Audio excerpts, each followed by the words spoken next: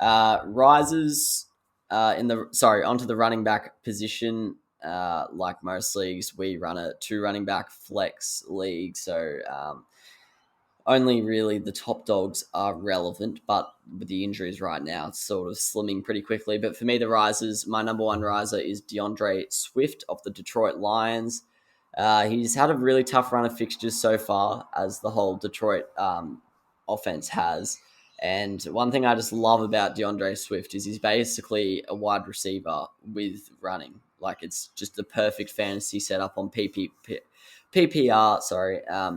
His floor is just so high. He averages about 11, 12 points a week just from, six catches, 60 yards on the ground.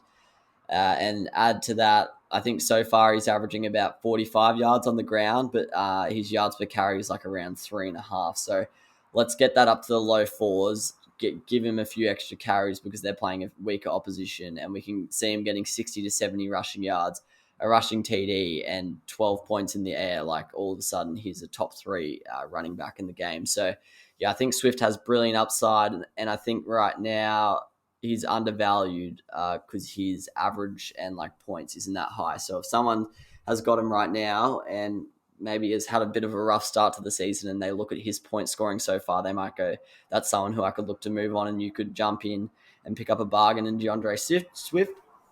Someone else who hopefully they weren't watching Thursday night footy last night because this ballooned his value, but James Robinson, I was very high on this guy going into the season. I think a lot of the metrics were really low on him, to be honest. A lot of the consensus rankings.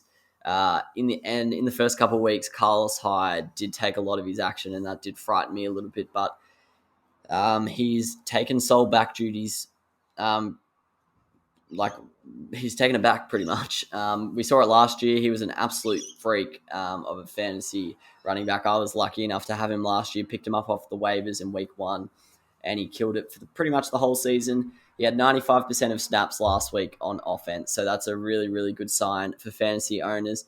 They've got a fairly easy fixture to come. I know that not really much is easy for the Jags, but that's still good. And on the weekend, James Robinson had 4 red zone touches, 3 carries, and 1 target. So, really, really good signs for James Robinson, especially if someone, picked him, traded for him after 2 weeks or something. You've got yourself a bargain there because he looks like he's a starting running back once again, and we love to see it. I do love a bit of James Robinson, and he just looks really good. He looked so good against the Bengals. My fallers in the running back spot is Mike Davis. I actually was pretty high on this guy in the first couple of weeks, and we saw what he did in Carolina last year when McCaffrey went down. And I thought this was sort of going to be his backfield to run, and although they're not going to be a great team, I thought his fantasy potential was pretty high. However, sort of been pretty off on that call so far. Haven't had the toughest fixture yet, and he's only averaging 11 points a game.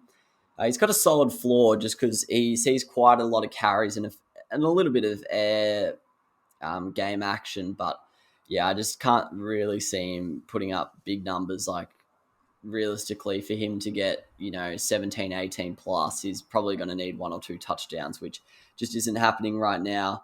The touchdowns are either coming in the passing game or through Cordarrelle Patterson. So, yeah, it doesn't look good for Mike Davis right now. His yards per carry is really low. I think it was like 1 on the weekend. And that's not going to be the case for the whole year. But, definitely not ideal for Mike Davis. Nick Chubb is my other faller. Look, this guy is probably someone who, if you look at his average, like if you look at his score every week, you're probably like, oh, I don't really see the hype. But then he sort of just, through consistency, just ends up in the top 10. But I do believe he is in danger of not making the top 10 this year like people were expecting. I still think he's a starting running back, so don't worry about that. But I just think he might be being a little bit overvalued right now. He is just, as we all know, he just basically has he has no action in the air game, which is really bad for his fantasy take in PPPR. Why do I keep saying 3 Ps? It's just PPR. I'm trying to think, what is PPPR? I don't know. But he's averaging 15 right now, and he hasn't really had the toughest fixture in terms of run defenses. So, that's definitely a concern for me with Nick Chubb. I know as the weather sort of starts to worsen, these high carries sort of less relevant air game running backs start to come to the fore as the passing games around the NFL start to struggle with wet balls and cold conditions and stuff like that. But yeah, for me right now, I just don't really like what Nick Chubb offers. I'm just not the biggest fan in terms of fantasy. It's a miracle! Oh yeah! What about that one? Unbelievable! Balotelli, Aguero! Crowd cheers. Here's Siddle.